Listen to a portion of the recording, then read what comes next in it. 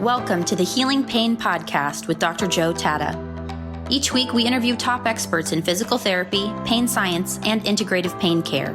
You'll learn the most up-to-date information for treating and reversing persistent pain. This podcast is for educational purposes only and not intended to be used as personalized medical advice. And now, here's your host, Dr. Joe Tatta. Hey there, welcome to episode number 198 of the Healing Pain Podcast. Today we're doing a little bit of a pivot. Historically, we have focused on the treatment of chronic pain, mostly in populations of people that have conditions or diseases that contribute to the chronification or persistence of pain. Today we're looking at athletes and how they respond and cope to pain, specifically how contact and non-contact athletes cope with pain. And as you listen in to today's episode and our expert guest, take the time to consider, is there something that you learned today that you can apply to all different types of people with pain, not just athletes, but those who are maybe non-athletic, and you're helping them to promote some exercise or physical activity in their life to help them overcome chronic pain. Joining me today to discuss athletes in pain is sports psychologist Claire Thornton. Claire's PhD examined athletes and pain with a focus on contact athletes, specifically rugby, American football players, and martial artists. Her main research interest centers around pain responses within this population in terms of pain tolerance, pain coping styles, challenge and threat perceptions, and performance. And without further ado, let's begin and let's meet Claire and discuss how different types of athletes cope with pain. Hey there, Claire. Thanks for joining me this week. Hi, Joe. Thanks. It's nice to be invited. Thank you very much. Yeah, I'm excited to talk to you. Yeah, me too. As a former athlete, I love this topic, and I think lots of people are going to be able to, get their brain wrapped around some interesting things with regard to pain. I just want to point everyone toward a really interesting paper that Claire wrote. It's in the June 2020 Journal of Pain. It's called "Exposure to Contact Sports Results in Maintained Performance During Experimental Pain." Again, June 2020 Journal of Pain. You can find that. We'll link to it in the show notes. So obviously, you are a psychologist. You're studying pain in athletes, which is super interesting. Tell us how you became interested in studying pain in athletics. So that was about 10 years ago. I did a master's degree in sport and exercise psychology, and one of the professors who was working with us had done like a little experiment in the lab, just literally to test the water and see if different athletes responded differently to different pain stimuli. And he found that athletes who participate in heavy contact sports like rugby or American football responded differently to pain than other athletes. And so it was kind of just a conversation we had, and I decided to do a PhD off the back of it, and that my whole thesis was then based on looking at differences between athletes and how they respond to pain, how they cope with pain, and how they perform in pain as well. So followers of this podcast are familiar with the breadth of literature around chronic pain. Yeah.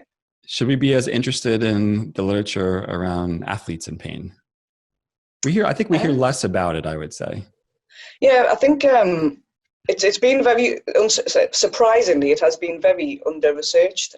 Even in the sports domain, if you're a sports psychologist or you work in sport, not a lot of research has been done on it. But I do think there are things we can learn from athletes, especially in chronic pain circles, especially to do with things like coping and how athletes adapt to pain and their pain responses over time, which we'll hopefully chat about a bit later on. But yeah, I think it's athletes in themselves are a unique group to look at because they actually voluntarily expose themselves to pain on a regular basis, whether that's through injury. It could be through exertion or extreme fatigue, if you think about people who do ultra long distance events, for example, or through contact with other people, through collisions and through tackling. So these are people who deliberately, through choice, voluntarily put themselves into these painful situations. And I think understanding how they cope with that, how they perhaps adapt to that over time, could potentially be useful to chronic pain patients as well. So to me, they're a fascinating population to look at. We hear often about great feats of endurance that athletes put up with, or athletes who've played through broken limbs or terrible muscle injuries, and have continued to do so. And it's that kind of mindset and how they force themselves to do those things that is quite a fascinating thing. Yeah, it is. I'm just, when I think about athletics, I'm wondering, are there differences in responses to pain with regard to an athlete versus, quote unquote, a normal person or a non-athlete? And then within athletics themselves, because there are many different types of athletes, are there different pain responses within groups? Yeah, so there was some early research done looking at just differences between athletes and non-athletes. And generally what that research tells us is that athletes do tolerate pain better than non-athletes. So if we give them experimental pain in the form of like cold pressor or ischemic pain or whatever, they tolerate pain better than other athletes, than other populations, sorry. Equally, if we look at pain perception in terms of intensity or unpleasantness or bothersomeness of pain, athletes tend to perform better than other groups on those measures and report pain as less intense and less bothersome than other groups. And equally, if we look then, which is where my interest lies, if we look at intra-athlete differences, so differences between different groups of athletes, so that might be a regular exerciser versus a contact sport player or a non-contact sport player. Again, there were differences, and what we find is that those who participate in painful contact sports tend to tolerate pain better. They respond better to pain in terms of intensity. They'll report it as less. They'll find pain inherently less bothersome. So there are intra-athlete differences as well. So you've got, if you think of it as in a kind of hierarchy, at the top you've got the contact athletes who do best in pain, then non-contact athletes, and then non-athletes who tend to find that's the pattern when we measure things in the lab. There's lots and lots of reasons why there might be those differences, but that tends to be what's found. The only area that we don't really find differences between groups is on pain threshold. So that is the point at which something becomes painful. Mm-hmm. There isn't as much evidence that athletes and non-athletes are different on pain threshold, and equally intra-athlete differences don't tend to manifest themselves for pain threshold. It tends to be tolerance, perception of pain, where the differences lie. Mm. I like that visualization you gave of that pyramid. So at the top of the pyramid are contact sport athletes, then kind of in the middle or non-contact sport athletes in the bottom, or is kind of the general population. Can you define for us what a contact sport athlete might be and a non-contact? Because I'm sure for some sports, I'm sure there's a little bit of a gray area there. There is, and it's never going to be perfect science. When I've done my research, I've always chosen athletes who are definitely where contact is allowed within the rules of the sport. It's part of the sport, and it wouldn't be penalised. So if we think about rugby, American football, martial arts, they tend to be the three main populations that I would draw my participants from. In terms of non-contact athletes, this is the greyest of the areas, because there are sports where contact isn't allowed in the rules. For example, a sport I play, which is netball, you get penalised for contact.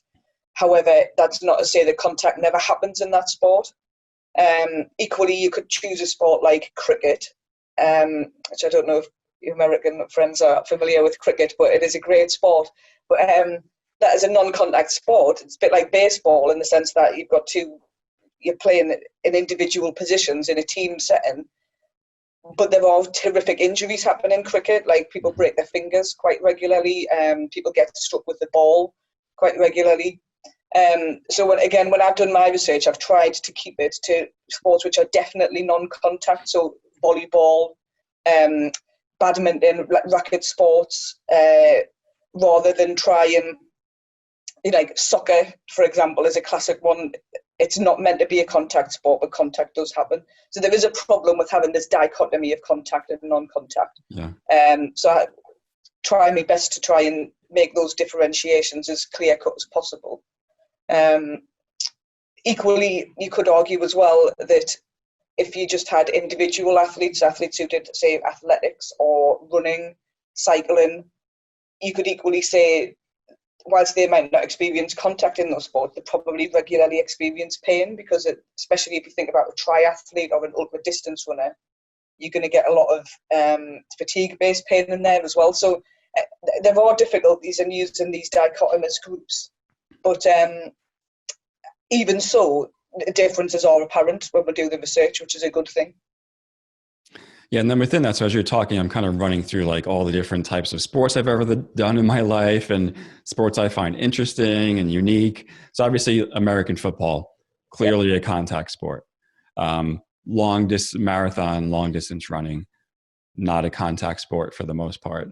What about performance sports? So things where you may not be coming in contact with another human, but you may be coming in contact with either a piece of equipment or maybe the ground itself from, gravitational forces. So I'm thinking more like performance sports like gymnastics and figure skating, obviously falling on the ice.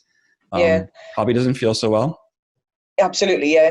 There has actually been some quite nice research done into gymnastics in particular, more so around the culture of playing hurt and kind of the show must go on kind of attitudes in those kinds of sports where, like you said, collision with the ground or an object, a piece of equipment might occur, and then you might become injured, but you still might feel compelled to go on. So there is some quite nice kind of psychological research out there about how those athletes in those sports cope with pain and deal with pain, and whether they're willing to report pain or not. So yeah, those sports equally, you've got to think, do have an element of pain to them, and I think that's why that research exists, because they're quite interesting population to look at. Can you give us an insight into what some of the research around gymnastics might say? Yeah, so there was some of it's quite old, but it generally says that a lot of gymnasts do, so from a sociological point of view, have this attitude that pain shouldn't be reported because they might not then be able to compete. This culture exists also in rugby and other contact sports where there's like machismo involved, and people might feel embarrassed to admit that they're in pain, or they might not want to report an injury because they might look soft or whatever. But yeah, in gymnastics, there was also some quite nice research done about how athletes understand what pain means. So they're looking at experience level of athletes, and what they found was that the more experience an athlete has in gymnastics, the more conservative they become about how they respond to injury. So an athlete who is just new to the sport might twist an ankle and not understand what that means and what that injury feels like, because they've maybe never experienced it before, and therefore might continue. Whereas a more experienced gymnast would know what that pain meant. Was it benign? Is it harmful? Can I continue on it? And they would then make decisions accordingly. I did a qualitative study which hasn't been published, but which I found very similar results with contact athletes. The older they were, or the more experience they had, the more conservative and probably realistic they were about dealing with pain and injury, and deciding whether to continue or whether to stop participating. Interesting. Bring us up to date on your research. Of course, we want to hear about your study in the Journal of Pain, and tell us about that study and tell us what some of your findings were. Yeah, so this is a study. There's a couple of similar studies which I've done using a similar protocol. It was basically using a novel motor task, or as novel as possible motor task, with pain and without pain, and we examined athletes according to whether they were contact athletes or non-contact athletes, and also according to experience. So we had people who were had over 3 years of experience of playing contact sports was one group. They were experienced contact athletes. People who had less than 6 months experience of playing a contact sport were in the other group, and then we had a group of just regular athletes who don't play contact sport. And basically they did a motor task in the lab, in pain and not in pain. But during the pain, I already kind of know that in painful conditions, contact athletes tend to perform better than other athletes during pain. Probably down to attentional capacity. Pain's less threatening, perhaps. It's less bothersome, so therefore they can use more of their attentional focus on the task at hand. But we wanted to look at challenge and threat manipulation. So in sports psychology, if I'm a coach and I'm telling an athlete, I'm preparing an athlete to go out and compete, if I give them challenge-based instructions, so I tell them things which is going to help their self-efficacy, so that is make them feel a little bit more confident about themselves, they can achieve what it is that they want to achieve. Generally, challenge instructions result in better performance, and that's been pretty much proven across the board in sports psychology. And that can be indexed through physiological measures as well as self-report measures. So we can take heart rate variability. There are other more complex cardiovascular measures we can take. And I just took heart rate variability mainly because of the equipment I had. And self-report measures of challenge and threat. So if you give people threat instructions, people tend to perform poorly, as you would probably imagine. So I was interested to see how performance differed between the three groups that I had, but also whether those challenge or threat manipulations would make any difference to how the athletes performed. And if somebody is really nervous about pain, for example, or hasn't experienced it a lot, if I give them challenge-based instructions, can that help them to perform better? And basically what we found was that the contact athletes, didn't matter what level of experience they had, performed better in pain than when not in pain. The non-contact athletes performed worse in pain, which was what I kind of expected was going to happen. But interestingly, what I found was that the non-contact athletes were more threatened by pain regardless of any instructions given. And in particular, what that kind of tells us is that even if we're given challenge-based instructions, these athletes are maybe not, the pain's just overriding those instructions, and they're going to feel threatened anyway. Whereas the contact athletes were the opposite. If I gave them threat instructions, it didn't matter, they still felt challenged by the pain. So again, that probably goes down to experience and the fact that these athletes probably perform and train in pain quite a lot, and therefore giving them a pain stimulus in the lab potentially wasn't threatening to to the contact athletes. So it's quite a complex design in the sense of how we set it up, but it did kind of give back the results that were expected. And then we took secondary measures like pain tolerance, we measured pain intensity, pain bothersomeness.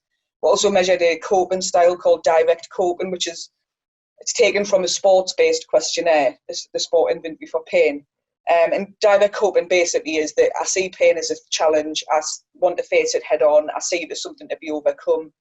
And lo and behold, the contact athletes had a high level of direct coping in comparison to the non-contact athletes. So it kind of tells us that exposure to, even brief exposure, because there wasn't much difference between the experienced contact athletes and the non-experienced contact athletes, even very brief exposure to contact pain in the form of playing sport is enough to help to maintain performance during painful stimulus in the labs. So even that very brief amount of training, there were all of the novice athletes, as I called them, contact athletes, they had less than 6 months experience of playing a contact sport. They were still able to maintain performance in pain relative to when they were in pain. There was no decrement in performance. So even that very short exposure was enough to keep their performance like on a plateau, if you like. Whereas the non-contact athletes performed significantly worse in pain. So yeah, so it was it's kind of it explains really how if we are exposed, remember this is voluntary exposure to pain,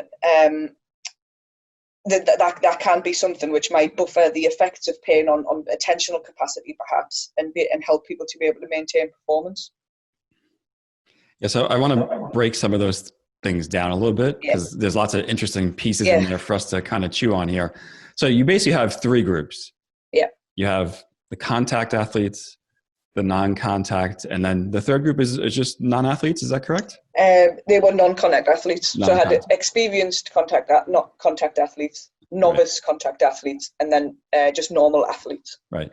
And just so people know, from a research perspective, and this is really kind of getting into the nitty gritty for those who don't know research, although we have a lot of practitioners who follow the podcast, just someone who volunteers for a study like this may sway the outcome just slightly. Because you're basically saying on some level, a human being is okay to come into a lab and subject themselves to some pain, which just naturally humans don't like to subject themselves to pain. Yeah, absolutely. One of the things for these studies is recruitment. However, what I've found in the many studies I've done, a lot of, especially the contact athletes, want to know about their pain tolerance and their pain threshold, or they want to know what it feels like. They're quite curious, and that's something you've got to watch out for, because obviously you don't want them, especially some of the male counterparts, want to compare themselves to their friends, and they want to know, how did I tolerate more pain than him, for example. And so you've got to be very careful about not letting them share results with one another, not giving them their results so they can't compare to each other. But yeah, surprisingly, a lot of these athletes want to come and see how much they can tolerate. It's bizarre. Like, you would think it would be really hard to recruit, but it's not particularly. Yeah, well, on some level, they're competitive individuals, right? Either absolutely. Competing with themselves or teams or against other teams. But the cognitive part of your study, I'd like to tweeze out for people a little bit also, because if we look at chronic pain, because when I listen, because most of what I'm, in the back of my mind, there's just constantly chronic pain just running, from what I do for a living. But when we look at a traditional cognitive model for chronic pain, we can look at pain as a threat, a challenge, or a loss. So typically the three categories that they fall into. In your study, you're challenging the threat aspect and not the loss part, right? But the threat and the challenge aspect. Yeah. And just explain to us what that really means from a psychological perspective, and why that's really important. Yeah, I mean, like I say, the challenge and threat was chosen mainly because of the sports psychology literature about performance and about how challenge instructions tend to result in better performance. So if we do like a simple basketball free throw shooting task, for example, under challenge conditions, we tend to perform better than if it's under threatening conditions. So that was where that came from. So literally just made the instructions around. We try to build self-efficacy. So a lot of in the challenge condition, the instructions were like, many people have been successful at this task before, you should be successful at this task, those kind of phrases. Whereas in the threat condition, it was more getting to people thinking they weren't able to complete the task. So, when we have done this task before, many people have failed at it, that kind of thing, to try and get into the self-efficacy side of things, really. So that was the thought process. And then also wanted to see how that kind of interacted with the pain stimulus, because regardless of what I say to you, if I'm putting you you find a painful situation threatening, those results might be negated. Those instructions, might be negated. And that was kind of what we found, especially with the non-contact athletes, was that it didn't really matter what the instructions were. Those athletes felt threatened when they were in the pain condition regardless, whereas the contact athletes were exactly the opposite. They felt challenged by it. So again, like I said, that probably goes down to experience and the fact that the contact athletes potentially may have experienced pain a lot. Equally, I mentioned sport and culture earlier. In a lot of contact sports, there is this culture of, we've got to be the tough guy, we've got to take one for the team, that kind of thing. And I think I alluded to it in the paper that potentially that mindset might still be there in those athletes. Not to say that it's not present in other sports, but particularly in contact sports, in rugby in particular, which is where a lot of my participants came from. There is that kind of culture of, you've got to keep going, you've got to take one for the lads, you can't let the team down, that kind of thing. So it potential is that the challenge perceptions came from that culture thing as well. Mm-hmm. Right. So if I'm an athlete and the narrative I have running in my head and or the narrative that exists in my sport, so to speak, is one where I see pain as a challenge, where it's challenging, it's a challenge for me to overcome, I may be more effectively able to cope with that. Absolutely, yeah. But if I have a personal narrative in my head, or there's a narrative that has developed in my life or within the context of my sport, that pain is a threat to me, is a threat to my body, is a threat to my sport, is a threat to my happiness, then it may have an impact on how pain is modulated in my central nervous system, let's say. Absolutely, yeah, that's right. Yeah. I mean, I did try and get to the bottom of this in a longitudinal study I did back in 2017, because I was interested in, does anything change over time in people who just come to contact sports, people who are new to contact sports? So we collected data on some new rugby players over a season, never played contact sport before, and took measures over the season. Various psychological measures. We looked at pain bothersomeness, we took pain tolerance measures, also looked at coping strategies. And what we found was that at the outset of playing a contact sport, most of the athletes who stuck at the sport had this direct coping kind of challenge style about them, that they saw pain as something to be overcome. It was a challenge. And those were the athletes who stuck at the sport by the end of the season. The athletes who had lower levels of challenge and direct coping at the start of the season were the athletes who dropped out of the sport. So yeah, you know, a lot of it is to do with mindset and to do with, I use the word resilience. Whilst I've not directly measured that, it is kind of linked to challenge states in a very roundabout way.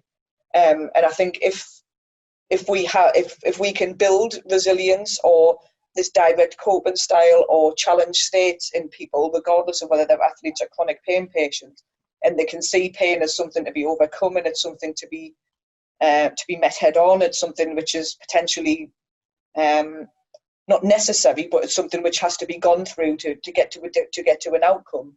Then you know that we might be able to get positive results.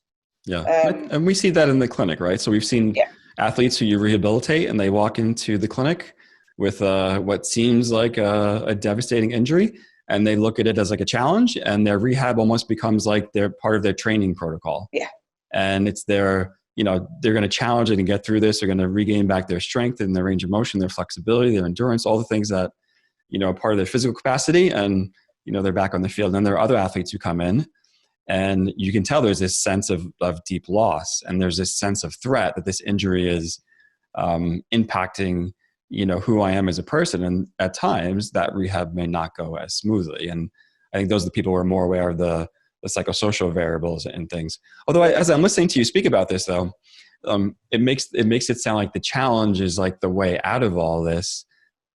But there's a double-edged sword there, because if you are injured, eventually you have to tend to that injury, right? Well, that's true. Yeah. If it's an acute injury, so to speak, if it's chronic, if it's technically true chronic pain, then that challenge aspect could be a really nice coping mechanism. But if it's an acute injury, it's different. Absolutely, yeah. And you know, again, there's some great research out there about athletes taking risks during rehab, especially with acute injury.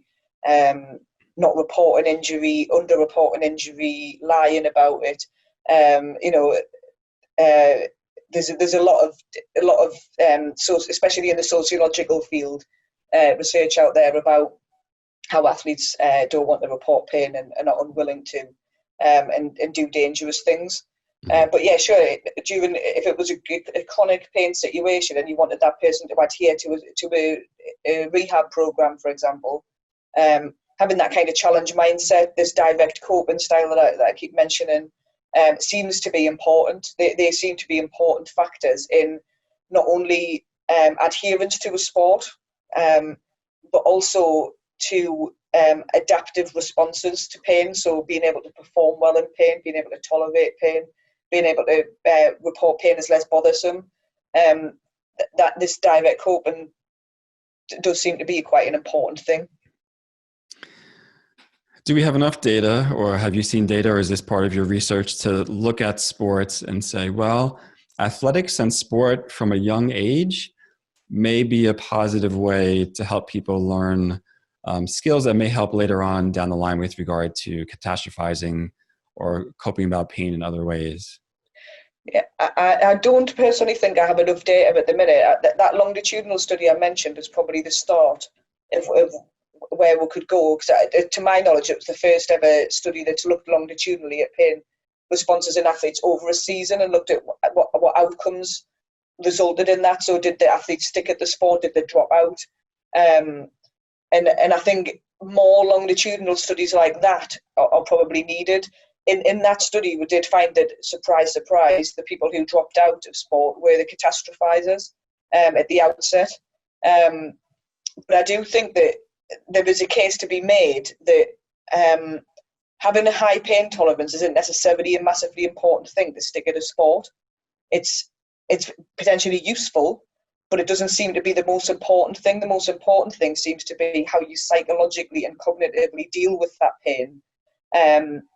In terms of your coping styles, like I've mentioned before, challenged perceptions. And that seems to be more important than just pain tolerance at the outset. If I've got high pain tolerance, doesn't mean I'm going to stick at playing American football. Yeah. But how I cope with that pain and how I deal with it, how I perceive it, might influence that. And if you flip that on its head to, like, say, chronic pain patients, if you've got somebody who